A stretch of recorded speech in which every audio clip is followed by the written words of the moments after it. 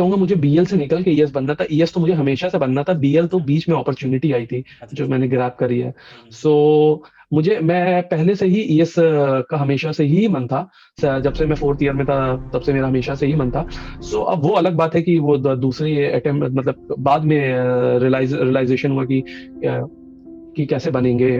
लेकिन मेरे को हमेशा से ही ईएस का ही आइडिया था, because first of all it's central government service, group A service, and the thing is, it's not like civil services. You are not just doing the bureaucratic processes. You are doing both the technical and the bureaucratic process. So I think as an engineer, I will justify that ESE is a good choice for engineers. Yes. Okay.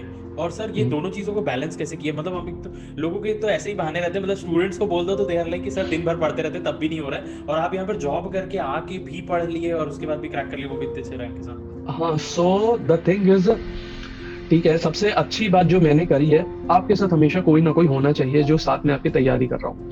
So that is very very good. मेरे साथ मेरा roommate था, उसका भी ESC clear हुआ। सो हम लोग साथ में ही पढ़ते थे। The best thing with studying with someone is you can share your doubts and you have someone to talk about the life, because he is also living the same thing which you are. So that takes a lot of stress. Somebody should listen what is happening to you.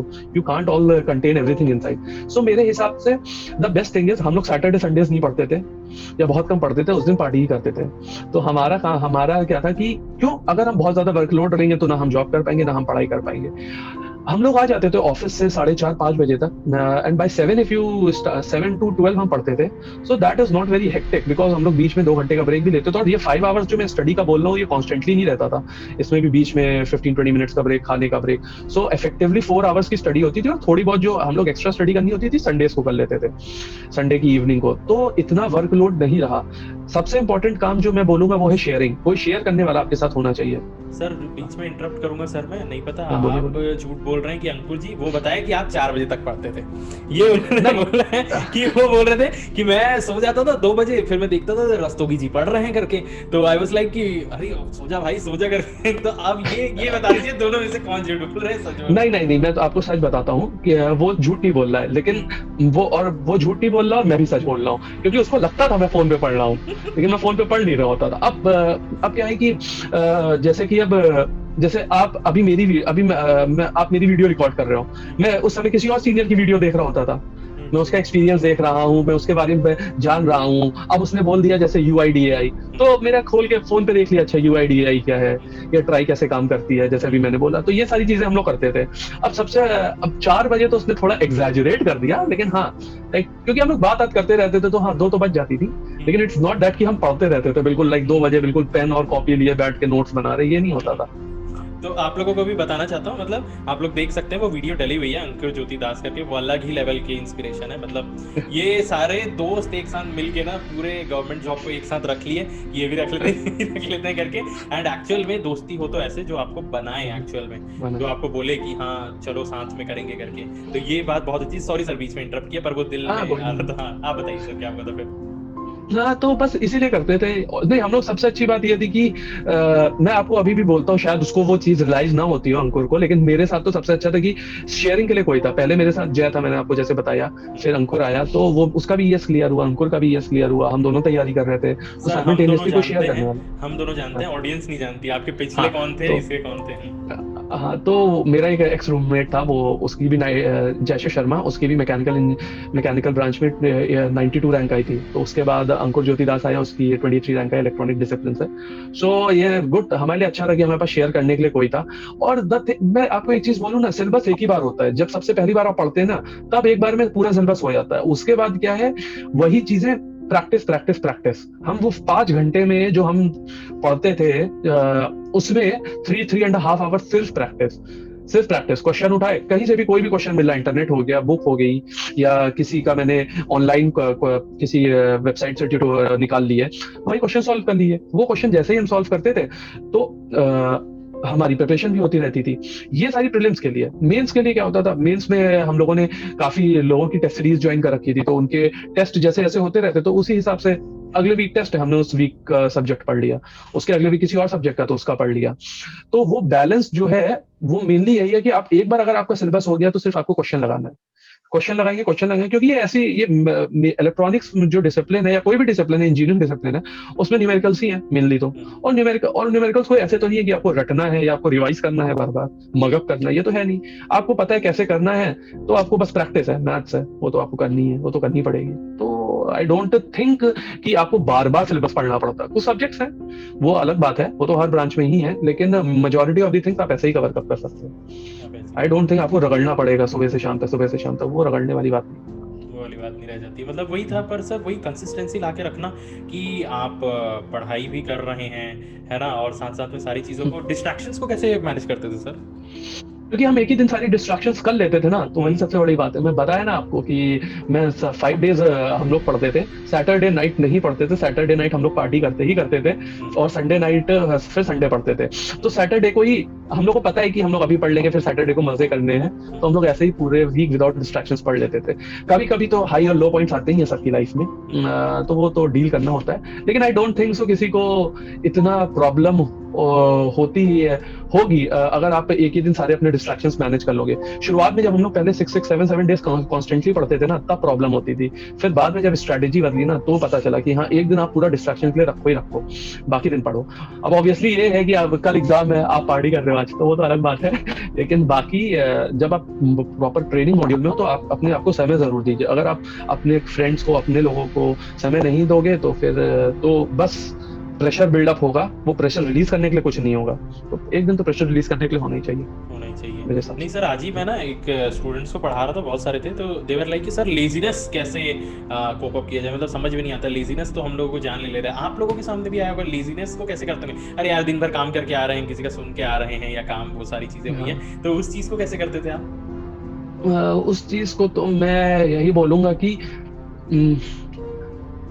ये चीज थोड़ी difficult है मेरे लिए, क्योंकि यही है कि मेरे साथ जो ये वाली कभी प्रॉब्लम इतनी आई नहीं, लेजीनेस वाली। हम लोग को क्या था, हमेशा से ये सेट था कि निकालना ही है, तो लेजीनेस इतनी आई नहीं। लेकिन मैं सबसे बड़ी बात जो बोलूंगा कि आप जितना डेली कर सकते, क्योंकि मैं हफ्ते भर का टारगेट सेट करता था, अगर हफ्ते भर में उतना हो गया, तो फिर चाहे मैं उसको 2 दिन में करूं, चाहे 7-6 दिन में बांट के करूं, वो मेरे पे डिपेंडेंट है।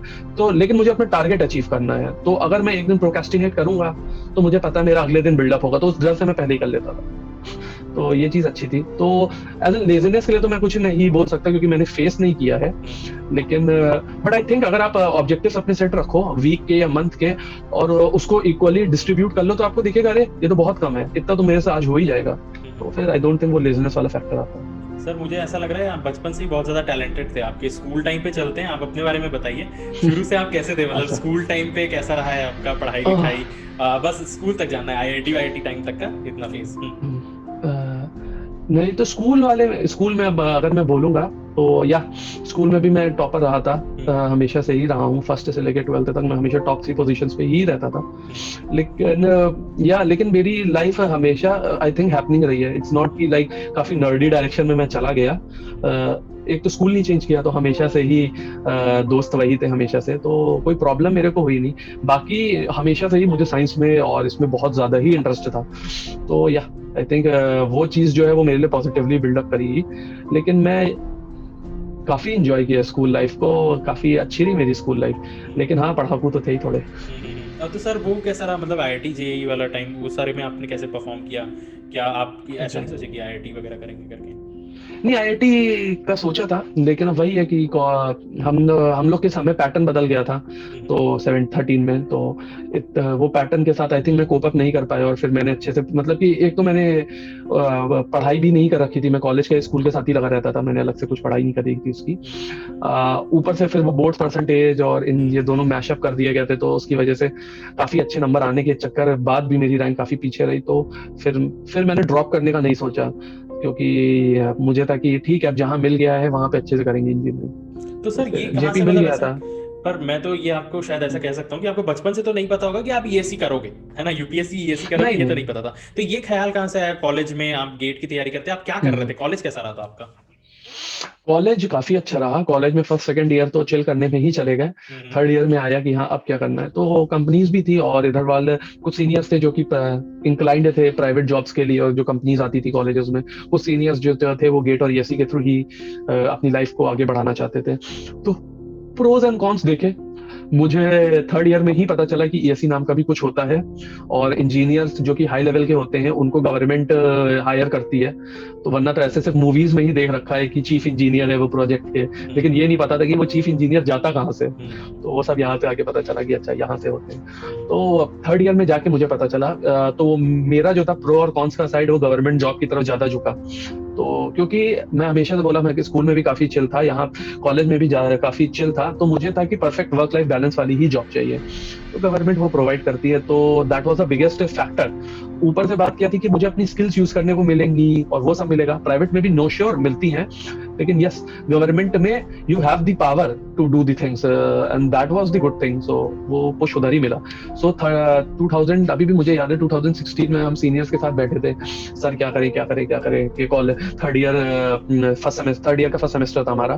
तो वहाँ पे कुछ सीनियर्स थे, दोस्त सब सीनियर्स थे, जान पहचान की बात कर रहे थे।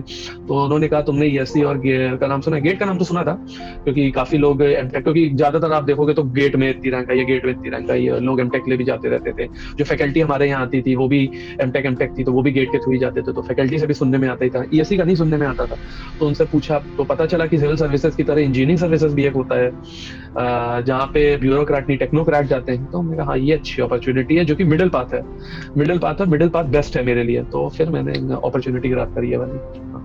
कि इधर से मतलब की तैयारी किया जाए। तो सर कॉलेज में भी आप खुद ही से लगे रहते थे पढ़ाई करने में, इस सारी चीज़ों में कि ठीक है हाँ ठीक है चल रहा है, ऐसा टाइप से रहता था? मतलब मैं ये कहना चाहता हूँ कि कॉलेज के साथ साथ प्रिपरेशन हो सकती है कि नहीं? डेफिनेटली हो सकती है कॉलेज के साथ प्रिपरेशन, क्योंकि आई डोंट थिंक सो कि कॉलेज में इतना प्रेशर रहता है। अगर आप आराम से 1.5 ईयर्स या 2 ईयर्स, आजकल तो ऑनलाइन प्लेटफॉर्म इतने आ ही गए हैं, आपका अकेडमी इतना अच्छा प्लेटफॉर्म है जहाँ पे आप लोगों को मिल जाती हैं सारी सर्विसेज। तो आई डोंट थिंक सो कि बच्चों के लिए इतना हार्ड हो जाता है, क्योंकि जो कॉलेज में पढ़ाया गया वही तो आना है। ठीक है, जो कॉलेज में 4 साल में पढ़ाया गया वही आना है। तो अब लोगों को क्या रहता है कि एक स्ट्रीमलाइन प्रोसेस मिल जाए।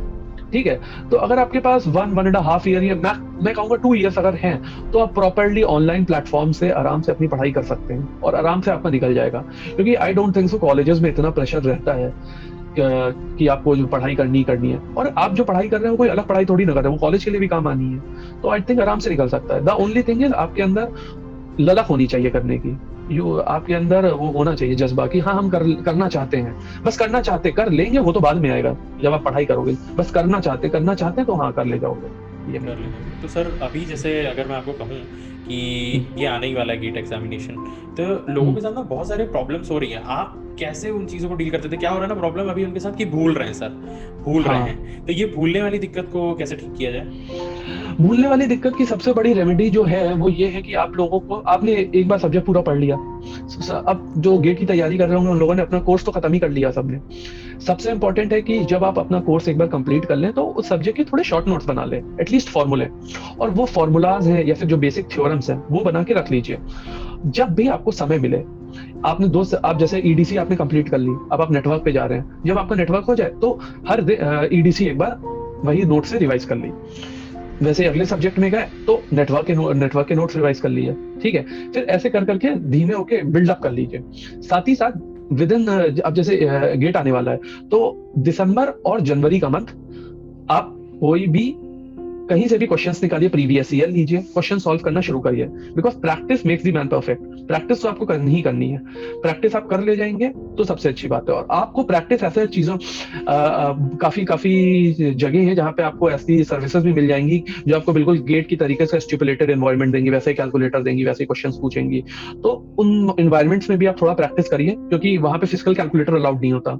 तो मैंने देखा है जो फर्स्ट टाइम लोग गेट देते हैं उन लोग को चैलेंज होता है वो वाला कैलकुलेटर यूज करने का, क्योंकि आपका हाथ सेट होता है नॉर्मल कैलकुलेटर में। तो मैं चाहता हूं कि आप उस स्टिमुलेटेड एनवायरनमेंट में भी अपना हाथ सेट करिए, क्योंकि जितनी जल्द आपकी कैलकुलेशन जो है वो कैलकुलेटर ही करेगा, तो उसको फास्ट करनी है। तो एक चीज वो है। दूसरी चीज जो मेरे हिसाब से है कि जैसे जैसे आप टेस्ट देते रहेंगे आपको अपनी वीकनेसेस खुद रियलाइज होती रहेंगी। ठीक है, तो ये 1.5 मंथ तो आपको सिर्फ प्रैक्टिस ही करनी है। जैसे और प्रैक्टिस करने के लिए मैं आपको बता रहा हूँ, जितना भी आप ये सब्जेक्ट पढ़ते हैं ना, उसके बाद जो आप नोट्स बनाते हैं ना, आपको मेजॉरिटी चीजें उन नोट्स में मिल जाएंगी। जो आप बना रहे होंगे, और उनसे आप क्वेश्चन करिए। और अगर आपके कोई क्वेश्चन ऐसा आई है जो नोट्स में नहीं है, ठीक है, तो आप अपने नोट्स अपडेट करते रहिए, ठीक है। तो जैसे जैसे आप नोट्स अपने अपडेट करते रहोगे, टेस्ट देते रहोगे, बाय द टाइम जब गेट होगा आपका, आप 90 to 95% प्रॉपर फंक्शनिंग होंगे उस एग्जाम के लिए। बहुत सही है सर। मतलब भैया अभी लोग इतना ज्यादा कंफ्यूज हो जा रहे हैं ना कि वो ना कंफ्यूज भी क्या ही बोलूंगा, सब लोग इस फेज से जाते हैं कि भूलने वाला फेज रहता है कि कैसे किया जाए, क्या किया जाए करके। पर सर आप जैसे अभी चीजों को एक्सप्लेन कर रहे हैं ना, ऐसा लग रहा है कि आपके लिए हर चीज एकदम चिल रह गया, मतलब अच्छे से करते करते। आप ये बताइए स्ट्रगल फेज में आप क्या क्या कहेंगे, आपने क्या चीजों को फेस किया है? स्ट्रगल फेज में मेरा सबसे बड़ा स्ट्रगल जो मैं कहूंगा, जब I was very much expecting 2018 में मेरा क्लियर हो जाएगा, तो मेरे को जो सबसे बड़ा स्ट्रगल जो रहा वो ये था कि पढ़ाई से तो मुझे मतलब कि कंसेप्ट से ऐसे कभी कोई प्रॉब्लम नहीं है कि मुझे कुछ समझ में ना आ रहा हो। तो हाँ, समझ में सब कुछ आया, जहाँ मैंने पढ़ा वो सब समझ में आया। स्ट्रगल कभी कभी ये रहती थी कि कॉलेज के साथ जब मैं स्टार्टिंग में था तो मुझे टाइम नहीं मिलता था, कभी कभी नहीं मिलता था क्योंकि प्रोजेक्ट्स रहते हैं ना, तो पढ़ाई नहीं रहती। कभी कभी ये भी रहता था कि अदर डिस्ट्रैक्शंस जैसे आपने बात करी, वो भी मेरे लिए शुरुआत में स्ट्रगल था, बाद में तो स्ट्रीमलाइंड हो गया था। बाकी स्ट्रगल्स को डील अप करने के लिए सबसे अच्छी चीज है ना कि उस चीज को तुम और ज्यादा करो, जो तुम्हारा डिस्ट्रैक्शन था उतना करो जब तक तुम उससे ऊब ना जाओ। ऊब जाओगे ना तो फिर जब तुम उससे ऊब जाओगे तुम वो करोगे नहीं, फिर तुम्हारा खुद ब खुद दिमाग दूसरी जगह लगने लगेगा। तो मैं ये काफी चीजों के साथ किया, तो मुझे को फिर पढ़ाई रिलेटेड और स्ट्रगल तो मुझे और कोई फेस हुआ नहीं। आई डोंट थिंक सो मैं इसका आंसर और कुछ दे पाऊंगा। सर अच्छे से आपने चीजें बताई। बस मैं ये कह रहा हूँ ना कि ऐसा ना हो कि लोग डिस्ट्रैक्शन के करते उबने के बजाय आदत लग जाए उनको। आदत लग जाए। ये भी एक बड़ी दिक्कत रहती है स्टूडेंट्स में। सबसे बड़ी बात मैं इसलिए बोला ना, मोबाइल है ना, तो आपने जैसे बोल दिया, आप बोलेंगे मोबाइल में बहुत वो है, लगे हुए अब आदत ही हो गया, अरे सर तो छूट ही नहीं रहा है। तो ऐसा भी नहीं है कि आप ये सब करेंगे। सर आप ये बताइए कि आपका वो कैसा था, मतलब इंटरव्यू का सेशन कैसा था जो आपका यूपी रहा था? तो 2019 का तो इंटरव्यू मेरा अच्छा रहा। तो 2019 में तो सबसे पहले तो आपको अंदर जाके पूरा रीट्रीट अच्छे से करना होता है। 4 पैनल मेंबर होते हैं। मेरे केस में सत्यवती मैम थी, काफ़ी सीनियर आईएएस ऑफिसर थी, एजीएमयूटी कैडर की। तो बाकी जो होते हैं वो बाकी जो 3 फैकल्टीज होती हैं काफ़ी रेप्यूटेड एनआईटीज या आईआईटीज की फैकल्टी रहती हैं। सो आप उनको बेवकूफ़ तो नहीं बना सकते अपनी टेक्निकल नॉलेज से। They are very much possessed with the knowledge. So वहां जाते हैं, प्रॉपरली ग्रीट करते हैं। डरने की जरूरत, डरता हूँ, बहुत आदमी डरते हैं, मैं भी बहुत ज्यादा डरा था क्योंकि वो बिल्कुल चरम सीमा होती है, सिलेक्शन सब उस पर डिपेंड करता है, तो डर लगता है। लेकिन जब वो आप अंदर एंटर करोगे ना, इतना काम एनवायरनमेंट रहता है, आपको लगेगा ही नहीं कि वो इतने सीनियर ऑफिसर्स हैं। ऐसे जैसे हम लोग कैजुअली अभी बात कर रहे हैं, ऐसे ही कैजुअली बात करनी है, ऑब्वियसली थोड़ी रिस्पेक्टफुल टोन में, लेकिन कैजुअल। ऐसे नहीं कि आप डर रहे हो, वो आपको काम करेंगे आपके आगे। वो आप पानी रखा होगा, आप पीजिए, वो आपको कहेंगे आप पीजिए, आप काम रहिए, अपनी कॉम्पोजिशन मेंटेन करिए। वो आपको जज नहीं करते क्योंकि उनको पता है कि बच्चा इतनी तैयारी करके आया है, कुछ उसके एक्सपेक्टेशंस हैं, और वो एक्सपेक्टेशंस अब रियलाइज होने के लिए यही स्टेज है, तो डर लग रहा है, तो वो आपको फुल ऑन काम करते हैं। वो जोक्स मारेंगे, आप हंसिए, ऐसा नहीं है कि आप हंस नहीं रहे हैं, जो वो हंसिए, क्योंकि वो चाहते हैं कि आप बिल्कुल मूड ठंडा हो जाए। फिर वो आपके साथ स्टार्ट करेंगे, वो पूछेंगे कि हम स्टार्ट करें, रेडी है? हाँ ठीक है सर, आप स्टार्ट करो। आपके साथ क्या हुआ था सर, जैसे आप गए थे तो? हाँ, तो जब हम अंदर गए तो पहले तो वही सब, वो तो हर जगह जब आप कहीं पे भी गाइडेंस लोगे या फिर कोई वीडियो देखोगे तो यही होता है कि आप चेयर के लिए पूछिए, बैठिए उस पे, सारी फैकल्टी मेंबर को विश करिए, और फिर उनका पहला ही क्वेश्चन आता है अपने बारे में बताइए। तो क्लियरली और कंसाइज बताइए, ये नहीं पूरी कहानी शुरुआत से कहाँ पैदा हुए हैं, कौन मेरा दोस्त था, ये सब नहीं, बिल्कुल बेसिक चीजें, कहाँ कॉलेज क्या है, और ऐसे स्टार्ट करिए। ये नहीं कि आपने अपनी स्कूल के बारे में सबसे बता रहे, जहाँ पे आप हैं उससे अपोजिट ऑर्डर में। अभी जैसे मैं था बीएल में जॉब कर रहा था, तो मैं क्या बोलूंगा कि मैं बीएल में जॉब कर रहा हूँ, इस डिपार्टमेंट में जॉब कर रहा हूँ, और इसके पहले मैंने जेपी से 2017 इस ब्रांच से पास आउट हूँ, और फिर मैं स्कूलिंग यहाँ करी है, ठीक है, ऐसे बोलना है। उसके बाद उनके काउंटर क्वेश्चंस आते हैं, आपके मेरी जॉब प्रोफाइल पे आए थे, तो वो काउंटर क्वेश्चंस ऐसे नहीं होंगे कि बिल्कुल अचंबा दे दिया, क्योंकि उनका जो एमओ है उनकी गन का, वो सारा एमओ आप दे रहे हो, सारा एम्यूनिशन आपकी तरफ से आ रहा है। सो एम्यूनिशन अगर आप उस क्वालिटी का दोगे जिससे आप उसको टैकल कर सको, तो आपको उसी तरीके का एम्यूनिशन देना है। तो मेरे केस में मैंने उनको वही एम्यूनिशन दिया जिसको मैं टैकल कर सकूं। तो जब मैंने बोला कि मैं भारत इलेक्ट्रॉनिक्स की इस डिवीजन में जा रहा हूं, तो वो डिवीजन कुछ टेक्निकल नाम है, तो उसके बारे में मुझे पता होना चाहिए। अगर ये नहीं है तो आपने तो एम्यूनिशन दे दिया, वो फायर करेंगे, अब नहीं बच पाए तो क्या। तो उन्होंने जो क्वेश्चंस पूछे मैंने बताए।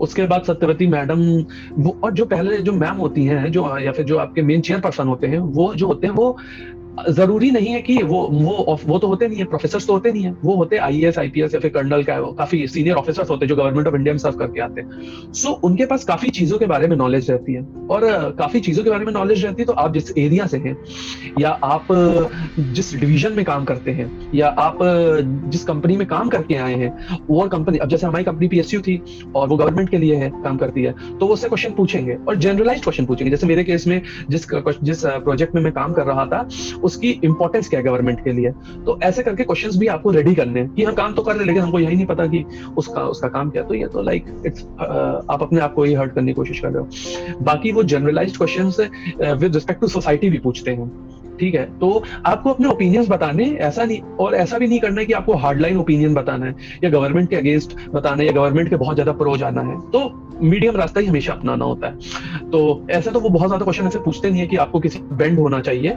वो ऐसे क्वेश्चन पूछते हैं जो जैसे वुमन एम्पावरमेंट के बारे में पूछ लिया, ठीक है। तो ठीक है, आपके व्यूज क्या है, किस तरीके से वो इम्प्लीमेंट करना चाहिए, ठीक है। तो आप अपने व्यूज बताइए, वो उस पर काउंटर क्वेश्चन करेंगे, तो आप बताइए। नहीं बता पाए, ओके, आगे बढ़िए, नहीं आता मुझे, ठीक है, आई डोंट नो, या फिर I am sorry, I am not able to think right now. तो हाँ, ठीक है, तो वो आप बोलेंगे, वो चिल है उसके साथ। ऐसा नहीं है कि क्यों नहीं बता पा रहे हो, क्या है, ऐसा नहीं है। तो वो उनके आपको फेस से भी नहीं दिखेगा। एक और चीज जो सबसे इंपॉर्टेंट है, आप उनका रिएक्शन मत पढ़िए, कि जैसे कि अगर उन्होंने थोड़ा भी फ्राउन किया है तो आप डरो मत, क्योंकि वो उसको नोटिस कर लेंगे कि आप उनके चेहरे पे फ्राउन देख के आप डरे हो, तो फिर वो आपको पूरा इंटरव्यू खराब कर देगा। क्योंकि ये मेरे साथ 18 में हुआ था, मुझे पता है। फेशियल क्लूज पढ़ रही नहीं है, आंखें आपकी खुली हैं लेकिन वो असली में बंद होनी चाहिए। आपको जो क्वेश्चन आ रहा है सब उसका आंसर करना है, आपको जज नहीं करना कि वो क्या कह रहा है, उसने ऐसे कर दिया। अगर मैं गलत भी बोल रहा हूँ तो ठीक है, मैं जज हो गया, चुप हो गया, तो वो डरेंगे, वो आप समझ जाएंगे, फिर वो प्रॉब्लम आपके लिए। और जब आप एड्रेस कर रहे हो तो लाइक कि क्योंकि वो पूरा पोडियम होता है, एक तो रेक्टेंगुलर टेबल नहीं होती, सर्कुलर टेबल होती है, तो आपको सबको देख के बोलना होता है। जैसे चेयरपर्सन है, चेयरपर्सन ने क्वेश्चन पूछा, 60-70% टाइप आप उनको दीजिए, बाकी 30-40% जो है बाकी फैकल्टी मेंबर्स में डिस्ट्रीब्यूट करिए टाइम। ऐसा नहीं कॉन्स्टेंटली मैं उनको घूर के आंसर देता रह रहा हूँ स्टेयर करके, तो वो भी अच्छा नहीं लगता। इक्वली टाइम डिस्ट्रीब्यूट करिए। बाकी फिर जब वो हो जाती है तो टेक्निकल क्वेश्चंस आते हैं। टेक्निकल क्वेश्चंस जो रहते हैं वो आपकी फील्ड से ही रहते हैं, और वही मैंने बोला, जो आपने एम्यूनिशन दिया है उसी से ही पूछेंगे। अब जो मेरी वर्क प्रोफाइल थी जो बीएल में, वो उसी पे ही उन्होंने ज्यादातर टेक्निकल क्वेश्चंस पूछे, और टेक्निकल क्वेश्चंस का लेवल अच्छा रहता है। तो अगर आपको नहीं पता है कोई चीज के बारे में टर्म, लेकिन आपने, जैसे कि बहुत लोग होते हैं, जैसे कि मेरे साथ क्या हुआ था 18 इंटरव्यू में, मैं 1-2 टर्म ऐसे बोल गया कि उनके बारे में मुझे पता नहीं है लेकिन मैंने उनको आंसर में यूज कर दिया। तो ये नहीं करना, क्योंकि अगर आप ऐसे करोगे तो कोई भी सामने वाला आदमी है वो एक्सपेक्ट करेगा कि आपको उन 2 टर्म्स के बारे में पता है, वो आपको पता नहीं है, तो आप कहेंगे आपने यूज क्यों किया। इससे बढ़िया यूज ही ना करो, आप सिंपल क्रिस्प आंसर अपना दो 1-2 लाइन में। कहानी भी नहीं बनानी है, और ऐसा भी नहीं कि 1 वर्ड आंसर, 1-2 लाइन में क्रिस्प आंसर दो, और हर क्वेश्चन के बाद थैंक यू भी नहीं बोलना है, ठीक है। तो सीधे क्रिस्प आंसर दीजिए।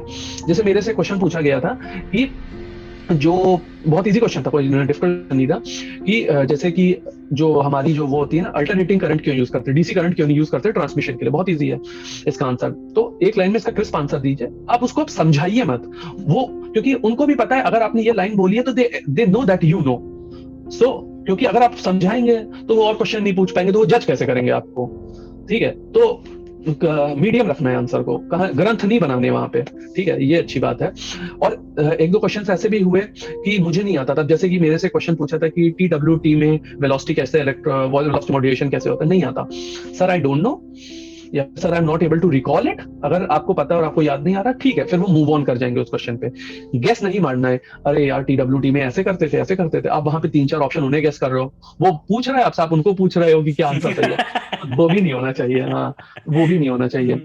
और अगर आपको लग रहा है कि आपको गेस करना पड़ रहा है, आप एक आंसर के साथ जाइए, उसने बोल दिया कि गलत है, तब आप पॉज लीजिए 1 मिनट का, सोचिए। ऐसे नहीं है कि तुरंत आपने बोल दिया, तो वो समझ जाएगा कि आप गेस करने की कोशिश कर रहे हो। तो ऐसे लगे कि आप सोच रहे हो, हाँ 1 मिनट मैंने सोचा है जो आपने मुझको रिप्लाई दिया है कि हाँ ये तुषार तुमने गलत बोला है, तुम एक बार फिर से सोचो। तो इससे क्या होगा कि वो आप उनके इनपुट पे सोच के आंसर दे रहे हो। So that shows a very good skill कि I have a listening skill and I value the opinions of my peers. That is the thing, because आप अगर इस इंटरव्यू को देखोगे, it's not my technical testing interview, it's my personality test. Personality test means कि मैं अपने peers के साथ गवर्नमेंट के साथ किस तरीके से रहता हूँ। तो अगर आप सुनोगे, वो देखोगे, सुनोगे, वेट करोगे, समझोगे, फिर आंसर दोगे, तो ये कुछ दिखाता है आपकी पर्सनैलिटी में कि मैं वैल्यू करता हूँ अपने ओपिनियंस के, I am a team player. तो ये सारी चीजें जो वहाँ पे चेयर पर्सन होती है, वो सारी चीजें वो नोटिस करती रहती है, क्योंकि वो उन्हीं सारी चीजों से बाहर आई हैं, तो उनको पता है। तो ये वाली जो चीजें हैं, मेरे हिसाब से बेस्ट ऑफ दी थिंग्स हैं जो अब लोगों को फोकस करनी चाहिए इंटरव्यू के लिए। बहुत अच्छा एलैबोरेट किया सर, क्योंकि लोगों को ना पता ही नहीं रहता है कि किस तरीके से किया जाता है, एंड दे आर लाइक कि एक ही बार में हो जाए। इसीलिए ना एक बार में अगर आप पहले ही बार में कुछ नहीं किए हो प्रैक्टिस वगैरह, और आप सोच रहे हो कि इंटरव्यू देने चले जाएंगे, तो that makes it really difficult, क्योंकि आपको पता ही नहीं रहता है कैसे देना है वो। इसीलिए तो मैं हंसा ना कि सर ये भी हो सकता है क्या सर, मतलब ये भी कर सकते हैं क्या, तो दे आर लाइक कि बहुत बहुत गड़बड़ हो जाता है ये। तो मैं एक्चुअल में कहूंगा कि ना आपको मतलब लोगों को प्रिपेयर करना चाहिए। कुछ लोग, मैं मान रहा हूँ कि पहले से बिल्टअप रहते हैं लोगों से बात करने के लिए, पर सब लोग नहीं रहते हैं कि कैसे बात किया जाए। तो अगर आप लोगों को भी ऐसा कुछ है प्रॉब्लम किसी भी टाइप का, आप लोग बताइए, हम लोग जो भी कोशिश कर सकेंगे करेंगे मेंटर करने के लिए। जब भी आप लोगों का पेपर निकले, सारे स्टूडेंट्स से यही रिक्वेस्ट है, आप लोगों को मैं ये बिल्कुल सजेस्ट करूंगा कि कभी भी कुछ रहे तो आप लोग बताइए, हम लोग भी देखते रहते हैं कमेंट सेक्शन में, कुछ भी रहता है तो हम लोग सॉल्व करने की कोशिश करेंगे। तो सर ये तो आपका फिर पूरा इंटरव्यू वगैरह आ गया, आपका वो फेस कैसा था कि हाँ भाई सिलेक्ट हो गए, वो जो रिजल्ट वाला टाइम कैसा था, जिस दिन आया था, आप कहाँ थे, क्या हुआ था? उसके लिए उसकी भी अच्छी स्टोरी है। 25 अक्टूबर मेरे को अभी भी याद है, उस दिन मैं बीएल से घर आया था छुट्टियों के लिए दिवाली की। तो 25 अक्टूबर 2019 मोमोज खा रहा था मैं। फिर मेरे दोस्त का कॉल आया कि तुम्हारा सिलेक्शन हो गया है। तो फिर फिर मैंने चेक करी लिस्ट, तो अच्छा, काफी अच्छा था। घर पे आया, घर पे सबको बताया, काफी अच्छा माहौल था। दिवाली का समय भी था, तो मिठाइयाँ पहले मिल गई दिवाली के तो वो काफी अच्छा रहा, काफी खुश भी थे। और सबसे अच्छी बात थी कि रूममेट का भी हो गया, तो वो वाली ऑकवर्ड फीलिंग भी नहीं आती है यार, एक का हो गया एक का नहीं हुआ, तो वो ऑकवर्ड फीलिंग नहीं आती है। तो दोनों लोग हो गए, दोनों लोग बहुत खुश थे। सबसे अच्छी बात यह थी कि फैमिली मेंबर्स और फ्रेंड्स के बीच में थे, तो बाहर गए, पार्टी आर्टी करी, एंजॉय किया। फिर आई थिंक उसके बाद जो मेरी लाइफ थी, फिर तो मेडिकल आ जाता है, तो वो तो चलता ही रहता है, वो तो प्रोसेस है, वो तो चलता रहेगा। लेकिन काफी अलग चीज आती है, काफी सेंस ऑफ फुलफिलमेंट, मेरे को कहूंगा सेंस ऑफ फुलफिलमेंट हुआ कि जो चीज मैं अचीव करने की कोशिश कर रहा था वो फाइनली हो गई है। सो एक बकेट लिस्ट में एक टिक मार सकते हैं कि लाइक ESE क्वालिफाई कर लिया। अच्छा सर, ये तो मतलब वही बहुत अच्छा लगता है कि आप इतने साल से जिस चीज़ के लिए तैयारी कर रहे हो और आपका ऐसा हो जाए। सर ये जैसे अभी आपका ये है प्लान, तो आपका भी मतलब सिविल सर्विसेज की तरफ चालू है, क्योंकि अंकुर सर का तो हो चुका है उन्होंने सब्सक्रिप्शन ले लिया अनअकैडमी का। आपका भी कुछ ऐसा प्लान है उधर करने का, कैसा चल रहा है? नहीं, मैं आपको बोला ना कि मेरा झुका उससे आपकी अगर बात हुई होगी तो वो तो उसकी तो अलग ही थिंकिंग है। मेरी थिंकिंग हमेशा से मैंने आपको बोली है मिडिल वाली। मुझे इंजीनियरिंग का भी काम करना है, मुझे एडमिनिस्ट्रेटिव भी, तो सिविल सर्विसेज में वो अटेन नहीं हो पाएगा। सो अभी तो मेरा माइंड जो है वो तो यहीं पे ही रहेंगे, ऐसा कुछ नहीं, उधर नहीं जाना। ऊपर तो उधर वर्क भी बहुत ज्यादा है यार, थोड़ा अच्छा है, वर्क लाइफ बैलेंस बहुत बेटर है। अच्छा सर, आपने ना एक अच्छा पॉइंट कह दिया मेडिकल के बारे में। क्या है ना, कई स्टूडेंट लोग, अच्छा वो मेरे एक ध्यान में आ गया कि कई लोग स्टूडेंट लोगों को ना बड़ा प्रॉब्लम होता है कि सर मेडिकल में क्या होता होगा, आंखों के चश्मे मेरे ऐसे हो गए हैं। तो वो सारी चीज़ों को आप थोड़ा सा बता सकते हैं कि क्या क्या चीज़ें देखी जाती, कैसा होना चाहिए? ठीक है, मैं आपको पूरा प्रोसेस बताता हूँ मेडिकल का। जब आपका सिलेक्शन हो जाता है, उसके विद इन 20 डेज आपकी डेट सेट कर दी जाती है कि आपका मेडिकल कहाँ होगा।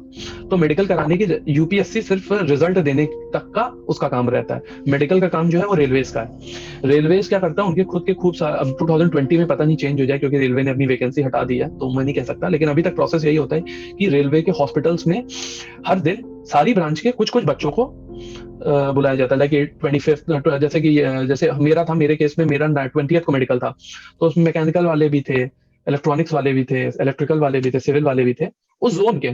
जैसे मेरे केस में मैं यूपी के लखनऊ का हूँ, तो यहाँ पे सबसे पास जो था गोरखपुर था। तो गोरखपुर में जो मेडिकल हॉस्पिटल है वहां पे हम लोग को बुलाया गया सबको। सुबह एक समय दिया जाता है, उस समय आपको पहुंचना होता है। और फिर वहां पे मेजोरिटी कुछ टेस्ट होते हैं। एक सबसे आपका आई टेस्ट होता है। आई में -6 से ज्यादा पावर नहीं होनी चाहिए, वरना फिर इशू होता है। -6 से ज्यादा नहीं होनी चाहिए, वरना आप एलिजिबल नहीं रहते हो, सिर्फ इंडियन रेलवे स्टोर सर्विसेज के लिए एलिजिबल रहते हो। उसके बाद अगर आप कलर ब्लाइंड हो, थोड़ा सा वॉइस ना वो ब्रेक हो रहा है, उधर से क्या बैटरी वगैरह का इशू नहीं है? अब सही आ रही है? हाँ सही है, ठीक है। तो सबसे पहले आपका एक्सरे लेते हैं चेस्ट का, उसके बाद यूरिन सैंपल लेते हैं, उसके बाद आपका जो ईयर का टेस्ट होता है ईयर का, और वो सब थोड़ी बहुत देखते हैं। फिर एक जो आपका आई टेस्ट होता है, आई टेस्ट ही मेन सबसे होता है, उसमें 3 कंडीशंस है। प्रॉपर हैं आप तब तो बात ही खत्म। प्रॉपर मतलब -6 से कम है आपकी पावर, और अगर आप चश्मा लगाते हैं। सर सॉरी अगर बीच नहीं, में रोकूंगा मैं। एक बार एक हाँ स्टूडेंट ने पूछा था, सर मेरा पावर बहुत ज्यादा है, मैं ऑपरेशन करा के आ सकता हूँ क्या, मतलब लेसिक सर्जरी या हाँ स्माइल अब वगैरह मैं करवा ले तो? हाँ हाँ, लेसिक और स्माइल अलाउड है। लेसिक और स्माइल अलाउड है from the date of the test के 1 साल पहले होना चाहिए। अब जैसे कि मैं 25 ऑफ अक्टूबर को आया, तो 25 ऑफ अक्टूबर के 1 साल पहले है।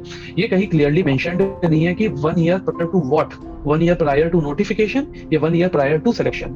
तो ये मेरे को भी क्लियर नहीं है, लेकिन ऐसा ही है कि 1 साल पहले होना चाहिए, 1 साल से कम नहीं होना चाहिए, क्योंकि स्पॉट्स आपकी आंख में रहते हैं। तो ज्यादातर लोग जिनसे मैंने पूछा है वो लोग कहते हैं 1 year prior to the test. जैसे मेरा 20 नवंबर 2019 को था, तो 20 नवंबर 2018 के पहले मैंने वो टेस्ट वो करवा रखा हो, लेजिक या स्माइल। सिर्फ लेजिक और स्माइल ही करा सकते हैं, आईसीआर आईयूआर नहीं करा सकते, लेंस नहीं लगवा सकते आंखों के अंदर। उसके बाद आप एलिजिबल ही नहीं रहोगे फॉर्म के लिए, उसके लिए तो वो करवाना भी नहीं है। लेजिक और स्माइल करवा सकते हैं आप, लेकिन वही मैंने बोला ना 1 साल पहले। दूसरी चीज जो है, कलर ब्लाइंड नहीं होने चाहिए आप। अगर कलर ब्लाइंड रहते हैं तो भी इशू आता है आपको। इंडियन ये रेलवे स्टोर सर्विसेज ही मिलती है उसके बाद आई थिंक। और उसके बाद -6 से ज्यादा पावर नहीं होनी चाहिए, -6 इंक्लूडिंग स्फेरिकल पावर और सिलिंड्रिकल पावर दोनों मिला के, ठीक है। अगर उससे कम है -6 है तो कोई इशू नहीं है। अगर -6 से ज्यादा है तो सिर्फ रेलवे स्टोर सर्विसेज ही मिलेंगे आपको। बाकी उसके बाद एक फुल बॉडी टेस्ट होता है जिसमें हाइट, वेट आपका वो और वो सब मेजर करते हैं। ये होता है सुबह शुरुआत होता है और फिर बाय 5 o'clock खत्म हो जाता है। आपको उसमें कुछ नहीं करना होता, जब वो आपको बताते रहते हैं कहाँ जाना है, कहाँ जाना है, कहाँ जाना है। और वो सब क्योंकि सारे बंदे आते हैं, सब टेस्ट कराने आए होते हैं, तो वो आपको ले और एक पर्सन वो असाइन कर देते हैं कि ये बंदे के साथ आपको जाना है हर जगह, तो वो आपको लेते हुए जाता रहता है। आप सारे टेस्ट करवाइए, वापस आइए, फिर आप चले जाइए। वो सब बाकी सारा काम उनका है, रिपोर्ट भरने का और वो सब काम उनका है। वहाँ पे डॉक्टर जो है वही सारी रिपोर्टें भरेंगे, आपको नहीं दिखेंगी, वो सारी रिपोर्ट भरेंगे। आप कौन सी सर्विस के लिए एलिजिबल हो वो भी वही भरेंगे, आपको कुछ नहीं करना है, वो चले जाएंगे, आप वापस आ जाइए। बस इतना टेस्ट होता है मेडिकल का। सर आपने कभी और ऐसा सुना है कि विदिन कोई मेडिकली अनफिट हो जाए तो क्या किए करा जाए, किस टाइम पे, मतलब क्या हाँ क्या होता है उसका? हाँ, मैं बताता हूँ इसका क्या है। अगर आप मेडिकली अनफिट हो, 2 चीजें होती हैं मेडिकली अनफिट में। जैसे कि मैं आपको कलर ब्लाइंडनेस बता रहा हूँ, वो तो सही नहीं हो सकती, ठीक है। तो आप अनफिट हो गए हो या फिर आपकी पावर ज्यादा है तो आप हो गए हो, लेकिन आपको गवर्नमेंट मौका देती है एक बार। तो आफ्टर सम टाइम जब रिजल्ट आता है कि आप अनफिट हो, मतलब फर्स्ट रिजल्ट नहीं, वो रिजल्ट अभी आया नहीं है, सिर्फ आप अनफिट हुए, आपको एक लेटर आएगा गवर्नमेंट की तरफ से कि आप अनफिट हैं। आप विदिन आई थिंक 7 डेज होता है, विदिन 7 डेज आप अगर आपको इसके खिलाफ कुछ अपील करनी है करिए। अगर आप अपील करते हैं तो विदिन सम टाइम आपको फिर से बुलाया जाता है टेस्ट के लिए। अगर आप उसमें फिट हो गए तो ठीक है, अगर आप उसमें अनफिट हो गए तो अब आप चैलेंज नहीं कर सकते। उसके बाद फाइनल लिस्ट आती है जिसमें सबको पता चल जाएगा कि कौन फिट है कौन अनफिट हुआ है। ये होता है पूरा प्रोसीजर। तो एक बार आप अपील कर सकते हैं, ये मुझे पता है। ओके मतलब और अगर सर ऐसा हो जाता है तो फिर क्या होगा, मतलब आप कुछ और देखिए, ऐसा कुछ होता है कि कुछ मिलता है उसके बाद भी मेडिकली अनफिट वाले के बाद? नहीं, मेडिकली अनफिट के बाद मैंने बोला ना, वो डिपेंड, उसमें जब वो बोलेंगे उसमें काफी चीजें होती हैं। जब आप अगर आप मेडिकल रिजल्ट देखोगे तो बहुत सारे स्टूडेंट्स में फिट लिखा रहेगा, किसी में लिखा रहेगा unfit for all the services except this service. तो सिर्फ आप उसके लिए एलिजिबल रहोगे, ठीक है। तो अब सिंस मैं इलेक्ट्रॉनिक डोमेन का हूं, तो इलेक्ट्रॉनिक्स में सिर्फ एक ही सर्विस थी जो आपकी थी रेलवे स्टोर सर्विसेज। उसी में अगर आप अनफिट हो तो आपको मिल सकती है इन सर्टेन केसेस। लेकिन अब तो रेलवे वालों ने सीटें हटा दी हैं, तो इस बार के केस में अगर 2020 की आप बात करते हैं तो आपको फिट ही रहना है। अगर अनफिट हुए हैं तो कुछ नहीं मिलेगा। और सर जैसे वो फिजिकली डिसेबल्ड कोटा में भी आते हैं, उन सबको क्या होता होगा वो? हाँ, उनके लिए उनका सर्ट, अब जैसे कि अब आईटीएस में कुछ सीट जो थी 2020 में आई थिंक वो रिजर्व्ड है फिजिकली डिसेबल्ड कोटा में। तो उसमें काफी तरीके की कोटा होता है, हियरिंग का है या और भी चीजों का होता है।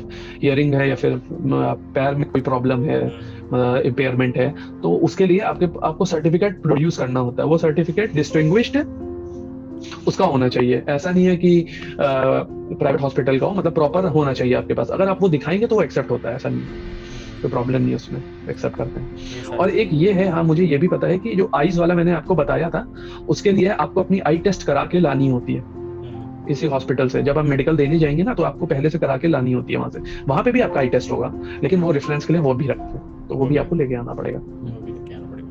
थैंक यू सर, मतलब बहुत अच्छा डिस्कशन हुआ इस बार, बहुत अलग टाइप का डिस्कशन हुआ, क्योंकि हम लोग नॉर्मली ऐसा डिस्कस नहीं करते और लोगों के पास मटेरियल भी नहीं रहता, अब ढूंढे कहाँ से, पूछे कहाँ से कि मेडिकल के समय पे क्या होता होगा। तो सर मेरे को तो लगता है बहुत अच्छा डिस्कशन रहा। हम लोगों ने अभी ITS के बारे में डिस्कशन किया, किस तरीके से कॉलेज में प्रिपरेशन करें, BEL का भी साथ ले लेते हुए पूरा वो कर दिए। Thank you so much sir. पर लास्ट में मैं ये चाहूँगा कि बिल्कुल मतलब अपने वो जो हिडन सीक्रेट्स रहते हैं ना, जिसके वजह से मैं ESE ऑफिसर बना या मैं BEL में जॉब कर पाया, क्योंकि लाखों लोगों का सपना है, तो आप वो कुछ इंपॉर्टेंट हिडन सीक्रेट्स बता सकते हैं हमारे गेट 21 एस्पिरेंट्स को, ये इंजीनियरिंग सर्विसेज के एस्पिरेंट को? मैं कुछ पॉइंट्स बोलना चाहूंगा कि सिर्फ पढ़ाई नहीं करनी है, सिर्फ साथ साथ थोड़े बस्टर्स भी रखने हैं, क्योंकि अगर आप सिर्फ पढ़ाई करोगे तो सिर्फ प्रेशर बिल्डअप होगा।